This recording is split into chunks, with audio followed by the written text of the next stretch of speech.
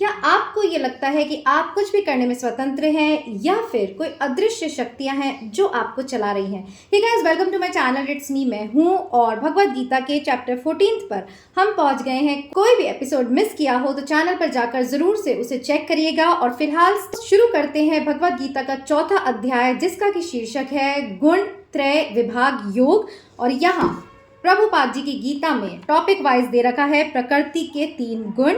Simple words में पूरी प्रकृति है वो 3 गुणों से संचालित होती है, सत्वगुण, रजोगुण और तमोगुण।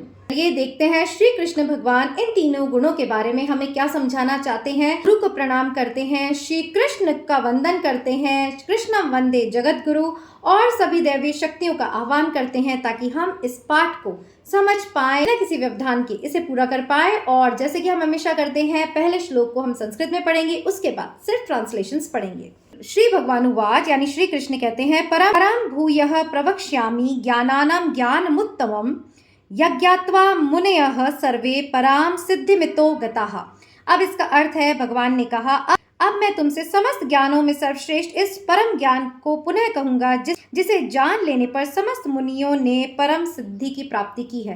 अब यहाँ श्री कृष्ण कह रहे हैं कि इतना मैंने डिटेलिंग में तुम्हें बताया, बट अब मैं फिर से तुम्हें ये सब रिवाइज करा रहा हूँ। मैं तुम्हें वो ज्ञान कहूंगा जिसे जान लेने के बाद जो है ऋषि मुनियों को परम सिद्धि की प्राप्ति होती है। तो यही हमारे लिए भी इंपॉर्टेंट है। अगर हम इस पाठ को सुन रहे हैं, इस वीडियो तक पहुंचे हैं, तो ध्यान लगाकर अपने चित्त को एकाग्र कर बाहर से समेट कर इस समय इसी वीडियो पर अपना ध्यान केंद्रित करेंगे।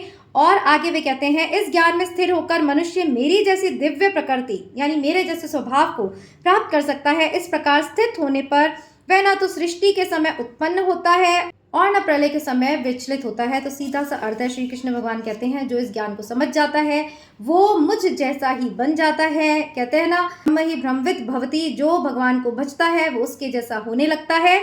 जैसे हम जैसी संगति में बैठते हैं वैसे ही बनते हैं, उसी प्रकार अगर हम ईश्वर की बातें सुनते हैं, उनके गुणों को अपने अंदर ट्रांसफॉर्म करते हैं, तो फिर हम भी उन्हीं की तरह बनते जाते हैं। तो भगवान कहते हैं, जब तुम मेरी तरह बन जाओगे तब तुम ये समझ जाओगे कि ना तो सृष्टि के समय तुम उत्पन्न हुए हो, मतलब तुम अजन्मा हो, अविनाशी हो, और ना ही किसी भी प्रलय से तुम विचलित होगे। मतलब अगर नक्षत्र भी टूट टूट कर गिरने लगे, मतलब इतनी भयावह स्थिति भी आ जाए, आप में भक्ति है तो आप ईश्वर के साम्राज्य में अपने आप को सुरक्षित महसूस करेंगे।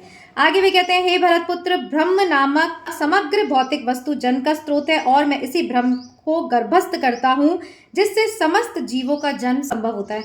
अब यहाँ कहते हैं ना कि सृष्टि की उत्पत्ति जो हुई है वो ब्रह्मा जी से हुई है।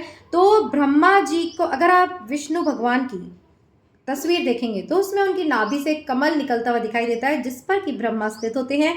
तो वो कहते हैं, मैं ब्रह्मा को गर्भस्थ करता हूँ, मतलब जिस प्रकार एक माँ बच्चे को जन्म देती है उसी प्रकार मैंने इस सृष्टि के नियंता यानी ब्रह्मा को अपने गर्भ में स्थापित किया है और उन ब्रह्मा से ही समस्त सृष्टि जो है वो जन्म लेती है और समस्त सृष्टि का पालन होता है। ऐसा श्री कृष्ण यहाँ कह रहे हैं। मतलब सभी चीजों का मूल स्त्रोत्र है कृष्ण यानी परब्रह्म परमात्मा। हे कुंती पुत्र, तुम यह समझ लो कि समस्त प्रकार के जीव योनियों इस भक्ति प्रकृति में जन्म द्वारा संभव है और मैं उनका बीज प्रदाता पिता हूँ। तो वही बात है कि समस्त सृष्टि में आपको जो भी दिख रहे हैं, जन्म तो माता पिता देते हुए दिख रहे हैं, बट उस बीज का जो कारण भी है वो भी मैं हूँ। तो मुझसे ही सब जन्म ले रहे हैं और मुझ में ही सब जन्म लेकर वापस मृत्यु को प्राप्त हो रहे हैं।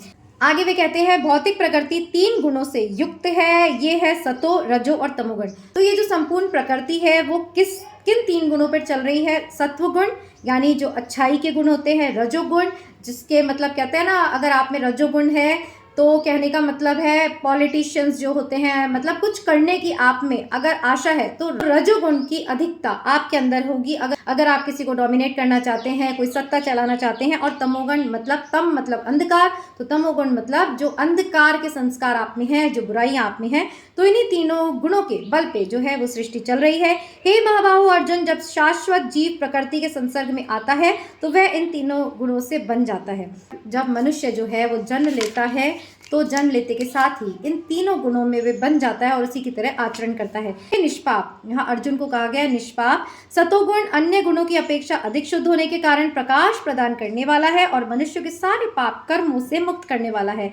जो लोग इस गुण में स्थित होते हैं वे सुख तथा ज्ञान के भाव में बन जाते हैं। अब देखिए यहाँ श्री कृष्ण कह रहे हैं कि इन दोनों गुणों से अच्छा है सत्व गुण, और जो इसका पालन करते हैं, सत्व गुण पे चलते हैं, वो सुख और ज्ञान को प्राप्त करते हैं और वो इस भाव में बंध जाते हैं। तो तीनों गुणों में से जिस भी गुण में आप हों, बंधना तो आपको होगा ही। अगर आप श्री कृष्ण की ओर नहीं आएंगे तो कोई ना कोई बंधन आपको बांधे रखेगा हमेशा के लिए। तो सत्व गुण अच्छा तो है इन दोनों से, बट आगे हम जानेंगे कि सत्व गुण से भी ऊपर आपको क्या योगाभ्यास करना है, जैसा कि गीता में कहा गया है। बट अभी दोनों गुणों से यानी रजोगुण और तमोगुण से सत्व गुण को यहाँ श्रेष्ठ बताया गया है। हे कुंती पुत्र, रजोगुण की उत्पत्ति असीम आकांक्षा। देखो मैंने कहा था ना, डोमिनेशन कब होगा? जब आप में आकांक्षा होगी, आप में तृष्णाएं होंगी, हमें ये पाना है, हमें ये करना है। तो भगवान कहते हैं रजोगुण की उत्पत्ति असीम आकांक्षाओं तथा तृष्णाओं यानी एस्पिरेशन से, और इसी के कारण यह देहधारी जीव सकाम कर्मों में बन जाता है। और रजोगुण में अगर कोई व्यक्ति होगा, यानी जिसकी एस्पिरेशंस होगी, जिसको कि कुछ लक्ष्य पाना होगा अपने जीवन में, जो किसी एम को फुलफिल करने के लिए डिटर्मिन्ड होगा, तो वो किससे बन जाएगा? वो सकाम कर्मों से बन जाएगा, क्योंकि सकाम मतलब किसी उद्देश्य से किया गया काम। तो जब देहधारी जीव इस प्रकृति में कुछ पाने की आकांक्षा रखेगा तो वो सकाम कर्मों से बंध जाएगा, मतलब बंधन यहाँ भी है। आगे चलते हैं। हे भरतपुत्र, तुम जान लो कि अज्ञान से उत्पन्न तमोगुण समझ देहधारी जीवों का मोह है। अब तमोगुण क्या होता है? वो मोह का कारण होता है। अगर हमारे जीवन में लोभ है, अपनों के प्रति मोह है, अपना पराया भाव है, और अगर दूसरे को छल कर अपने आप को समृद्ध बनाने की भी प्रवृत्ति है, तो ये सारे क्या है? ये तमोगुण है, क्योंकि ये अंधकार उत्पन्न करते हैं। और इस गुण के प्रतिफल पागलपन यानी प्रमाद, और जब आप में गुण होता है तो उसके लक्षण श्री कृष्ण ने बताए हैं। पागलपन, यहाँ पागलपन किसे कहा गया? प्रमाद यानी आलस को, तथा नींद को, जो जीव को बांधते हैं। तो यहाँ ये जो तमोगुण है वो किस में बनता है? आलस और नींद में। तो जो लोग आपने देखा होगा जो निम्न स्तर के जीवन जीते हैं, दूसरों के साथ बुरा करते हैं, उनमें आलस और नींद की अधिकता होती है। तो ये गुण आपको इन्हीं दोनों दुर्गुणों में बांधता है। हे भारतपुत्र, सतोगुण मनुष्य को सुख में बांधता है, रजोगुण सकाम कर्म में बांधता है, और तमोगुण मनुष्य के ज्ञान को ढककर उसे पागलपन यानी प्रमाद में बांधता है। तो आगे श्री कृष्ण कहते हैं, हे भरतपुत्र, कभी कभी सतोगुण रजोगुण और तमोगुण को परास्त करके प्रधान बन जाता है, तो कभी रजोगुण सतोगुण को तथा तमोगुणों को परास्त कर देता है, और कभी ऐसा होता है कि तमोगुण सतोगुण और रजोगुणों को परास्त कर देता है। इस प्रकार श्रेष्ठता के लिए निरंतर स्पर्धा चलती रहती है। तो देखिए, जब हम प्रकृति में जीते हैं तो ये जो तीनों गुण हैं, इन्हीं के हम अधीन रहते हैं। कभी हम अच्छाई, वो कहते हैं ना कि कभी हमारी कॉन्शियसनेस कहती है करना गलत है, बट फिर दूसरा मन करता है कि कर भी देंगे तो क्या फर्क पड़ जाएगा। तो कभी तो ये तीनों गुण जो है वो बारी बारी से स्पर्धा यानी कंपटीशन करते रहते हैं। हर कोई फर्स्ट आना चाहता है, इसीलिए हमारे अंदर भी अच्छाई और बुराई जो है आती और जाती रहती है। और ये जो सारे गुण हैं, कभी एक गुण दूसरे को परास्त कर देता है, कभी दूसरा गुण तीसरे को परास्त कर देता है, और इस प्रकार मनुष्य जो है वो इनमें उलझ कर रह जाता है। आगे श्री कृष्ण कहते हैं, सतोगुण की अभिव्यक्ति को तभी अनुभव किया जा सकता है जब शरीर के सारे द्वार ज्ञान के प्रकाश से प्रकाशित होते हैं। तो देखिए, सत्व गुण तो आप में ज्ञान के प्रकाश से ही आएगा। अब ये जो गीता भी हम पढ़ रहे हैं, तो हम जब इसे पढ़ रहे हैं तो प्रकाश ही तो हमारे अंदर उतर रहा है, और जब वो ज्ञान का प्रकाश उतरता है तब हमें सही गलत का भान होता है, सही गलत का एहसास होता है, अच्छे बुरे में फ़र्क समझ में आता है। तो जीवन में आप कुछ भी कर्म करें, आपको बुक्स जरूर पढ़नी चाहिए, शास्त्रों का अध्ययन करना चाहिए, ताकि आपको ये बुद्धि और अवेयरनेस बनी रहे कि हमें क्या करना है और क्या नहीं करना, और तभी आप इस कर्मों के जंजाल से बच पाएंगे। आगे वे कहते हैं, हे भरतवंशियों में प्रमुख। तो देखिए, यहाँ अर्जुन को कितनी कितनी उपमाएं श्री कृष्ण ने दी है, तो कितने प्रिय अर्जुन होंगे कि कभी उनको निष्पाप कह रहे हैं, कभी उनको भरतवंशियों में प्रमुख कह रहे हैं। तो इसका ये अर्थ है कि अर्जुन में वो पात्रता थी कि भगवान ने उसे गीता का ज्ञान दिया। अर्जुन भगवान के प्रिय थे क्योंकि वो भाव से शुद्ध थे, अपने कलाओं में निपुण थे, बट उनमें सत्व गुण की प्रधानता थी। तो ऐसे ही अगर हमें भी ईश्वर का प्यारा बनना है, हम चाहते हैं कि ईश्वर हमसे प्रेम करे, तो हमें भी अपने अंदर सत्व गुणों को बढ़ाना होगा, और तभी उस प्रकाश में जो है वो श्री कृष्ण का ज्ञान जो है वो उतरेगा, और फिर हमारे शरीर को ही नहीं हमारे मन मस्तिष्क को भी प्रकाशमान कर देगा। आगे चलते हैं। हे भरतवंशियों में प्रमुख, जब रजोगुण की वृद्धि होती है तो अत्यधिक आसक्ति, सकाम कर्म, गहन उद्यम तथा अनियंत्रित इच्छाएं एवं लालसा के लक्षण प्रकट होते हैं। अब यहाँ रजोगुण की कैरेक्टरिस्टिक्स बताई गई हैं कि जब आप में रजोगुण होगा, कुछ डोमिनेशन, कुछ अचीवमेंट की चाह आप में होगी, तो उससे क्या बढ़ता है? सकाम कर्म। तो कोई जो काम करेंगे वो सकाम हो जाएगा, क्योंकि आप कोई भी कर्म किसी लक्ष्य के कारण कर रहे हैं। आपका उद्यम गहन हो जाएगा, मतलब आपको जो मेहनत उसके लिए करनी पड़ेगी वो बहुत इंटेंस होगी। दिन रात आप उसे पाने के लिए लगे रहेंगे। और फिर इच्छाएं तो अनियंत्रित होनी ही है, क्योंकि जब आप इस जगत का पाना चाहते हैं तो फिर इच्छाएं तो अनियंत्रित होंगी ही। गुण की अधिकता से एक तो आपकी अनंत इच्छाएं उत्पन्न होगी, और लालसा के लक्षण यानी प्रलोभन, लोभ, लालच, किसी चीज को पाने का पागलपन, वो भी आप में दिखने लगेगा। जब तमोगुण में वृद्धि हो जाती है तो हे कुरुपुत्र, अंधेरा, जड़ता, प्रमत्तता तथा मोह का प्राकट्य होता है। और जब गुण आप पर हावी होता है तो फिर क्या होता है? अंधेरा यानी अंधकार में आपको जीवन लगता है। क्यों? क्योंकि आप गलत कर्मों में फिर लिप्त हो जाते हैं। जड़ता, आप किसी की बात मानते नहीं हैं, आप टस से मस नहीं होते, भले ही आपको कोई बुद्धि से समझा दे क्या सही है क्या गलत है। प्रमाद, आप में आलस्य आता है, और मोह प्रकट होता है। और इसी मोह के कारण हम देखते हैं सारे गलत कर्म होते हैं। हमारे बच्चे को देना चाहते हैं तो हम छल कपट दूसरों के साथ करते हैं।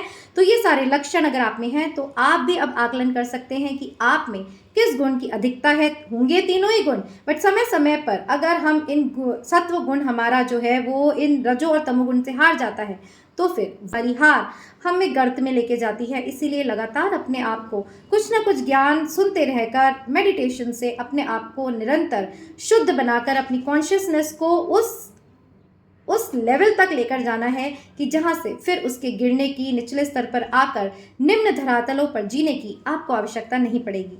अब आगे श्री कृष्ण कहते हैं, पुण्य कर्म का फल शुद्ध होता है और सात्विक कहलाता है, लेकिन रजोगुण संपन्न कर्म का फल दुख होता है और तमोगुण से किए गए कर्म मूर्खता में प्रतिफलित होते हैं। बिल्कुल है, जब आप कोई पुण्य कर्म करेंगे तो उसका फल कहते हैं सात्विक होता है, वो आपको पुण्य से मिला है तो वो पवित्र है। रजोगुण से आपको कुछ भी मिलता है तो फिर उससे दुख उत्पन्न होता है, क्योंकि उस लक्ष्य को पाने के लिए आप कितने जो वैल्यूज हैं उसको ताक पर रखकर फिर आप किसी चीज को पाने के लिए बढ़ते हैं। और तमोगुण में किए गए कर्म मूर्खता में प्रतिफलित होते हैं, मतलब उससे कुछ मिल भी जाए तो भी आपको वो स्थायी सुख नहीं दे सकता। वो लाता है अपने साथ अनीति, अन्याय और पाप का फल। अब सतोगुण से वास्तविक ज्ञान उत्पन्न होता है, रजोगुण से लोभ उत्पन्न होता है और तमोगुण से अज्ञान, प्रमाद और मोह उत्पन्न होता है। ये हम पहले डिस्कस कर चुके हैं। सतोगुणी व्यक्ति क्रमशः है, मतलब आप देखिए कौन कौन से गुण वाले व्यक्ति कहाँ जाते हैं। सतोगुणी उच्च लोकों में जाते हैं, रजोगुणी पृथ्वी में रह जाते हैं, और अत्यंत गर्हित तमोगुण में स्थित लोग नीचे यानी नर्क के लोगों में जाते हैं। तो ये स्वर्ग नर्क गाइस गीता कहते हैं गूढ़ ज्ञान है, वो कहीं नहीं है। घर में आपका घर कितना ही शानदार हो, बट अगर आपका स्वभाव सही नहीं है तो आप तमोगुण में हैं और आप उसी घर को नर्क बना रहे हैं। तो इसे कहते हैं जीवन में ही स्वर्ग भी है और नर्क भी है। आगे चलते हैं। जब कोई यह अच्छी तरह जान लेता है कि समस्त कार्यों में प्रकृति के तीनों गुणों के अतिरिक्त अन्य कोई करता नहीं है, और जब वह परमेश्वर को जान लेता है तो जो इस तीनों गुणों से परे है, तो वह मेरे दिव्य स्वभाव को प्राप्त होता है। और ईश्वर कहते हैं, कृष्ण कहते हैं कि जब कोई मुझे जान लेता है तो वो समझ जाता है कि समस्त प्रकृति का कर्ता वो नहीं है, ये तीनों गुण ही इस प्रकृति को चला रही हैं। और जब वो मुझ श्री कृष्ण को पहचान जाता है जो कि गुणों से परे है, गुणातीत है, तब वो मेरे ही स्वभाव जैसा हो जाता है। मतलब वो भी फिर इन सभी प्रकृति से पार हो जाता है, इन सभी गुणों से पार हो जाता है। जब देहधारी जीव भौतिक शरीर से संबद्ध इन तीनों गुणों को लांघने में समर्थ होता है तो वह जन्म, मृत्यु, बुढ़ापा तथा उनके कष्टों से मुक्त हो जाता है और इसी जीवन में अमृत का भोग कर सकता है। तो सिंपल सी बात है, जब आप गुणातीत हो जाएंगे, इन तीनों गुणों में बंधेंगे नहीं, तो फिर आप जो कर्म करेंगे ईश्वर को समर्पित करके करेंगे और उन कर्म के फल को आप भोगेंगे नहीं। और जब आप कर्म के फल को नहीं भोगेंगे तो आपका हर कर्म जो है वो आपको ईश्वर की ओर ले जाएगा, मुक्ति की ओर ले जाएगा। और इसीलिए जन्म, मृत्यु, बुढ़ापा यानी जड़ और उनके कष्टों से आप मुक्त हो जाएंगे। अब इन बातों को सुनकर श्री कृष्ण से अर्जुन पूछते हैं, हे भगवान, जो इन तीनों गुणों से परे है वह किन लक्षणों के द्वारा जाना जाता है, उसका आचरण कैसा होता है और वह प्रकृति के गुणों को किस प्रकार लांघता है, मीन्स सरपास करता है, मीन्स उन्हें छोड़कर आगे की यात्रा करता है, यानी कॉन्शियसनेस कैसे बढ़ती है, ये अर्जुन यहाँ श्री कृष्ण से पूछ रहे हैं। और भगवान ने उत्तर दिया कि हे पांडुपुत्र, जो प्रकाश, आसक्ति तथा मोह के उपस्थित होने पर न तो उससे घृणा करता है न लुप्त हो जाने की इच्छा करता है, जो भौतिक गुणों की इन समस्त प्रतिक्रियाओं से निश्चल तथा अविचलित रहता है और यह जानकर कि केवल गुण ही क्रियाशील है, उदासीन तथा दिव्य बना रहता है, जो अपने आप में स्थित है और सुख तथा दुख को एक समान मानता है, जो मिट्टी के ढेले, पत्थर और स्वर्ण के टुकड़ों को एक ही दृष्टि से देखता है, जो अनुकूल तथा प्रतिकूल के प्रति समान बना रहता है, जो धीर है और प्रशंसा तथा बुराई, मान तथा अपमान में समान भाव रखता है, जो शत्रु तथा मित्र के साथ समान व्यवहार करता है और जिसने सारे भौतिक कार्यों का परित्याग कर दिया है, ऐसे व्यक्ति को प्रकृति के गुणों से अतीत यानी गुणातीत कहा जाता है। अब यहाँ श्री कृष्ण ने जो पिछले अध्यायों में डिटेल में वर्णन किया उसको शॉर्ट के पैराग्राफ में संकलित कर दिया कि स्थित प्रज्ञ क्या होता है। कौन प्रकृति के इन तीनों गुणों को लांघ पाता है, जो कि स्थित प्रज्ञ है। स्थित प्रज्ञ कौन? जो अपने और दूसरे का भाव नहीं रखता, जो शत्रु और मित्र में समभाव रखता है, जिसे ना बुरे से घृणा है, जो ना अच्छे के प्रति आसक्त होता है, जो ना भौतिक कर्मों में लिप्त होता है। इसका क्या मतलब है कि वो कर्म करता तो दिखता है पर उसकी कर्मों में आसक्ति नहीं होती, उसके फल को प्राप्त करने की उसकी कोई लालसा नहीं होती। और जो स्वर्ण और पत्थर को, अब देखिए बहुत ही गूढ़ अर्थ होते हैं, हमने पहले भी डिस्कस किया, कौन बेवकूफ़ है जो पत्थर को स्वर्ण कहेगा या स्वर्ण को पत्थर कहेगा। बट ये अंदर की स्थिति होती है कि अगर उसके पास कोई मान लीजिए कोई निम्न स्तर का व्यक्ति भी आया तो भी वो उसे प्रेम करेगा, और कोई हाई क्लास सोसाइटी का व्यक्ति आया तो भी उसे प्रेम करेगा। वो हर चीज़ में सम रहता है, उसकी ना अच्छे में आसक्ति होती है ना बुरे से उसे वितृष्णा होती है। और जब ये सारी क्वालिटीज़ हम में होंगी, अब हम यहाँ सोचने पर मजबूर हो जाते हैं क्या इसमें से एक या दो क्वालिटीज़ भी हम में है, तो फिर इतनी सारी हम में कब होंगी? हमारा तो ध्यान ही इस तरफ नहीं है, हम तो बस संसार में बहे जा रहे हैं, अपनी नौकरी कर रहे हैं, अपने बच्चों को पाल रहे हैं और सही गलत का सोचे बिना बस उनके लिए जुटाए जा रहे हैं, ये भूलकर कि आप जो कर्म कर रहे हैं उनका फल सिर्फ और सिर्फ आपको मिलेगा, आपके घर वालों को नहीं। इसीलिए मैं कहती हूँ दूसरा कुछ भी करे, आप अपने कर्मों को करने में सजग रहिए, क्योंकि आपको मिलेगा सिर्फ और सिर्फ उसी का फल जो कर्म आप कर रहे हैं। तो इसलिए यहाँ स्थित प्रज्ञ के जो भी हमने पीछे डिस्कस किया, आपको भी अपने जीवन में ट्राई करने की सोचनी चाहिए। हमने बहुत सारे एग्जांपल्स पढ़े कि जो सर्दी गर्मी में सम रहता है, मतलब इसका मतलब नहीं है कि उसे सर्दी नहीं लगती, वो स्वेटर नहीं पहनेगा, या वो गर्मी में पसीने पसीने नहीं होगा, जी नहीं, बट दोनों ही स्थितियों में वो शांत रहता है। और जब आप ऐसे व्यक्ति बनते हैं तभी आप इस प्रकृति के तीनों गुणों को, सत्व रज और तम, इन तीनों गुणों को लांघ कर प्रकृति के पार जा सकते हैं। परमात्मा को पाने का प्रयास आप कर सकते हैं, उसके बिना तो कुछ भी नहीं हो सकता। तो हम सोचते हैं हम खाते पीते पार्टीज करते घूमते फिरते हम ईश्वर का बस नाम ले लेते हैं, थोड़ी देर मेडिटेशन कर लेते हैं तो हम उसे पा जाएंगे, तो आपकी गलतफहमी है। ईश्वर को पाना भी सोचिए, जब इस जगत के लक्ष्य को ही पाना आसान नहीं है तो जिसकी समस्त प्रकृति है उसे क्या आप यूं ही आलस्य में प्रमाद में रहते हुए पा सकते हैं? नहीं। तो अभी से अपने आप को टटोलिए, अभी से अपने आप का आकलन करिए कि कहाँ आप क्या क्या प्रयास कर सकते हैं अपनी कॉन्शियसनेस को ऊंचा उठाने में। फिर मैं बता दूं, छोड़ना कुछ भी नहीं है, बट जो भी करना है वो अवेयरनेस के साथ करना है कि हर चीज का फल जो है आपको मिलने वाला है। अब आगे भगवान कहते हैं, जो समस्त परिस्थितियों में अविचलित भाव से पूर्ण भक्ति में प्रवृत्त होता है वह तुरंत ही प्रकृति के गुणों को लांघ जाता है और इस प्रकार ब्रह्म के स्तर तक पहुंच जाता है। मैं आपसे कहती हूँ, देखिए मेरे गुरु भी ऐसे कहते थे, अगर हम डिटेलिंग में जाएंगे कि हमें ये करना है हमें वो करना है तो हम हतोत्साहित हो जाएंगे, इतना कोई व्यक्ति कर ही नहीं सकता।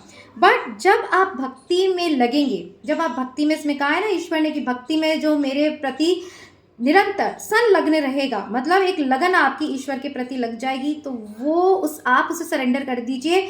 आप में जो जो बुराइयां हैं वो चुन चुन कर आपको पवित्र कर देगा, उसे निकाल देगा। जैसे कि एक माँ के सामने सोचिए, अगर बच्चा किसी कीचड़ में गिर जाता है तो ये बच्चे का आउटलुक नहीं है कि माँ उसे कैसे साफ करेगी। अगर वो माँ से को पुकारता है कि माँ मैं देखो मैं इतना कीचड़ में सन गया हूँ, मुझे साफ करो, तो फिर उसको साफ कैसे करना है, उसे क्या पहनाना है, उसे क्या चीज़ों की जरूरत है, वो सब माँ अपने आप देखती है। तो ऐसे ही जब यहाँ श्री कृष्ण कह रहे हैं, जो समस्त परिस्थितियों में अविचलित रहता है, जो हो रहा है उसे शांत मन से देखता है, कोई आ रहा है कोई जा रहा है, कोई धोखा दे रहा है कोई लाभ पहुँचा रहा है, ये सोचकर कि सब कुछ उन गुणों के अधीन हो रहा है, कोई भी इस जगत में करता नहीं है, तो ना तो वो किसी से नफरत करेगा ना वो किसी से बदले लेगा। तो देखिए, इसलिए कहते हैं गीता बहुत ही सीक्रेट ज्ञान है।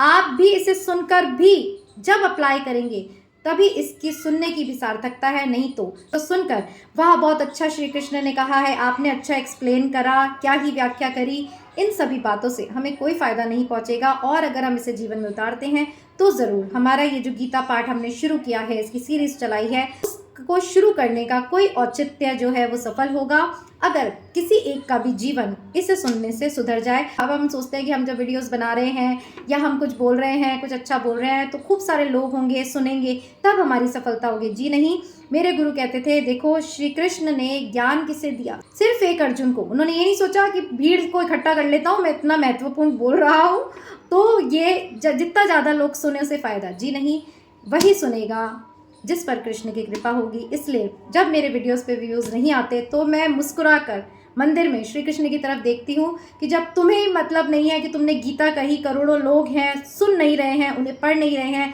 तो फिर मैं भी आशा क्यों रखूँ कि लोग मेरे वीडियोस को देखें, उसे सराहें। जी नहीं, मुझे ये अंदर से प्रेरणा हुई कि गीता पढ़नी चाहिए, इसका जो मेरे गुरु से मैंने सीखा इसे लोगों को बताना चाहिए। तो कोई 1, 2, 10 लोग भी इसे सुनकर थोड़ा सा भी सोचे कि हाँ, हमें इस तरह जीवन को चलाना है, तो मेरा इस सीरीज़ को चलाना जो है वो सफल होगा।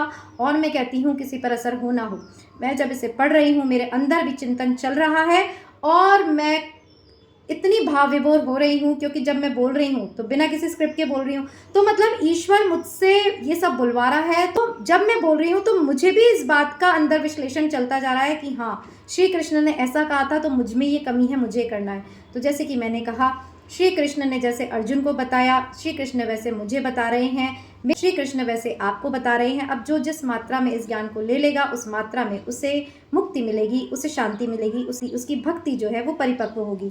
और जो व्यक्ति इन तीनों गुणों को लांघ जाता है वो ब्रह्म के स्तर तक पहुंच जाता है। मतलब वही ब्रह्मविद ब्रह्म ही भवति, कि जो ईश्वर को भजता है वो फिर ईश्वर ही हो जाता है। इसलिए जो ब्रह्मलीन संत होते हैं, हम ईश्वर को नहीं देख सकते तो उन संतों में हम ईश्वर के दर्शन कर कर उनकी सेवा अगर करते हैं तो फिर हम ईश्वर की ही सेवा करते हैं। और ऐसे ही आप भी बन सकते हैं। गृहस्थी में रहते हो, शादी नहीं की हो या शादीशुदा हो, कोई फर्क नहीं पड़ता।